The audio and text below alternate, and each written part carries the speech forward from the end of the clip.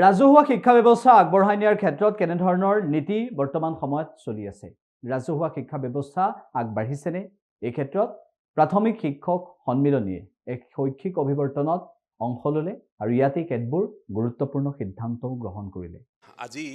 ৰাজ্যৰ প্ৰতিখন জিলাৰ সদৰ স্থানতে এনেদৰে এখন বিশেষ শৈক্ষিক অভিৱৰ্তন অসম ৰাজ্যিক প্ৰাথমিক শিক্ষক সন্মিলনীৰ আহ্বানত অনুষ্ঠিত হৈছে ৰাজ্যিক আহ্বানৰ প্ৰতি সঁহাৰি জনাই ইয়াত গুৱাহাটী মহকুমা প্ৰাথমিক শিক্ষক সন্মিলনীয়ে অনুষ্ঠিত কৰা এই অভিৱৰ্তনৰ জৰিয়তে শেহতীয়াভাৱে ৰাজ্য চৰকাৰে ৰাজহুৱা প্ৰাথমিক শিক্ষা সন্দৰ্ভত যিবোৰ প্ৰচাৰ কৰি আছে আৰু প্ৰকৃতাৰ্থত বাস্তৱত যিটো সমস্যা এই কথাখিনি আজি আমাৰ এই বিশেষ অভিৱৰ্তনত আমি আলোচনা কৰিছোঁ আমি দেখিছোঁ যে অসমৰ সন্মানীয় সংসদ বিধানসভাৰ মজিয়াত বহু সময়ত বহু ভুল তথ্য দাঙি ধৰা হৈছে শেহতীয়া বিধানসভাত মাননীয় শিক্ষামন্ত্ৰী ডাঙৰীয়াই ক'লে যে অসমত হেনো মাত্ৰ 3খনহে শিক্ষক নথকা বিদ্যালয় আছে য'ত গুণোৎসৱৰ ঠিক আগমুহূৰ্তত শিলচৰত মাত্ৰ এটা মহকুমাৰ অধীনত 37খন শিক্ষকবিহীন বিদ্যালয়ত জোৰাতাপলি মাৰি শিক্ষক দিয়া হৈছে য'ত দুধনৈৰ নিচিনা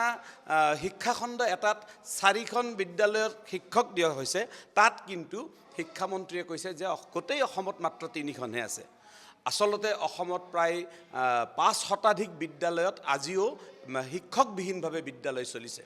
এজনীয়া বিদ্যালয়ৰ সংখ্যা 4000তকৈ অধিক হ'ব দুজনীয়া বিদ্যালয়ৰ সংখ্যাৰ কথা নকওঁ আজি বিদ্যালয়সমূহত শিক্ষকসকলে পাঠ্যক্ৰম বহিৰ্ভূত কামৰ কাৰণে পয়োভৰত মানে যিটো অৱস্থাৰ সৃষ্টি হৈছে যে ছাত্ৰ ছাত্ৰীসকলক পাঠ্যক্ৰমৰ পাঠদান কৰিবৰ কাৰণে সময় নাথাকে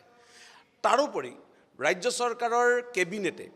অসমৰ ৰাইজৰ যি আশা আকাংক্ষা বা অসমৰ ৰাইজৰ যি আহ্বান এই আহ্বানৰ প্ৰতি সঁহাৰি জনাই যোৱা 2 আগষ্ট তাৰিখে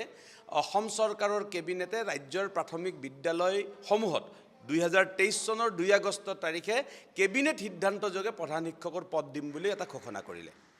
কিন্তু আজি 1.5 বছৰ পাৰ হ'ল সেই ঘোষণা কাৰ্যকৰী নহ'ল এই যে চৰকাৰখনে এই কামখিনি কৰা নাই যেহেতু ৰাইজৰ আহ্বানত অসম ৰাজ্যিক প্ৰাথমিক শিক্ষক সন্মিলনীয়ে কৰা অনুৰোধৰ প্ৰতি ৰাইজে সঁহাৰি জনাই কৰা মুখ্যমন্ত্ৰীক অনুৰোধ কৰা যিখিনি বাক্য সেইখিনি যে আজিও ৰাজ্য চৰকাৰখনে কাৰ্যকৰী কৰা নাই তাক এই শৈক্ষিক অভিৱৰ্তনৰ জৰিয়তে আমি অৱগত কৰিছোঁ আমি ৰাইজক এই কথাটো ক'বলৈ বিচাৰিছোঁ যে আপোনালোকে যি পৰামৰ্শ দিছিল আপোনালোকৰ পৰামৰ্শৰ ভিত্তিত যি চৰকাৰে কেবিনেট সিদ্ধান্ত লৈছিল সেই সিদ্ধান্ত কাৰ্যকৰী হোৱা নাই গতিকে এতিয়া ৰাইজে কি ব্যৱস্থা গ্ৰহণ কৰিবলৈ আমাক দিব এই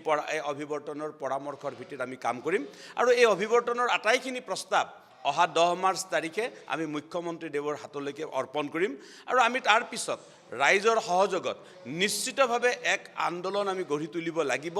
কাৰণ ৰাজহুৱা প্ৰাথমিক শিক্ষাৰ এয়া সংকটকাল মুখ্যমন্ত্ৰীৰ বৃত্তি যিটো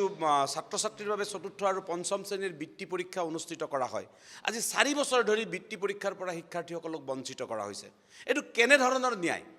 যিটো সময়ত শিক্ষামন্ত্ৰী বা মুখ্যমন্ত্ৰী মহোদয়ে কৈ থাকে যে আমি ৰাজহুৱা শিক্ষানুষ্ঠানৰ কাৰণে দায়বদ্ধ শিশুসকলৰ ওপৰত দায়বদ্ধ তাৰ 4 বছৰ বৃত্তি পৰীক্ষাটো বন্ধ কৰি দি কি দায়বদ্ধতা প্ৰকাশ কৰিছে ঠিক তেনেকৈ ইতিমধ্যে শিক্ষামন্ত্ৰীয়ে এটা ঘোষণা কৰিছে আজি কিছুদিন আগতে যে অভ্যাসন বহি ছাত্ৰ ছাত্ৰীসকলক যে আগত বৰ্ষত দিব নোৱাৰিব তাৰ এটা ইংগিত প্ৰকাশ কৰিছে যদি অভ্যাসন বহি বা মূল্যায়ন বহিটো দিবই নোৱাৰে তেনেহ'লে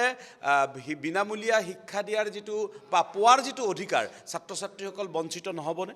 ইত্যাদি যিবোৰ বেছিক কথা এই কথাবোৰ আজি আমি এই অভিৱৰ্তনৰ জৰিয়তে আমি আলোচনা কৰিছোঁ আৰু আমি ৰাইজৰ পৰামৰ্শৰ ভিত্তিত পৰৱৰ্তী কাৰ্যসূচী গ্ৰহণ কৰিম যিকোনো খবৰৰ বাবে যোগাযোগ কৰক 7099017330 লগতে 7099017110 নম্বৰত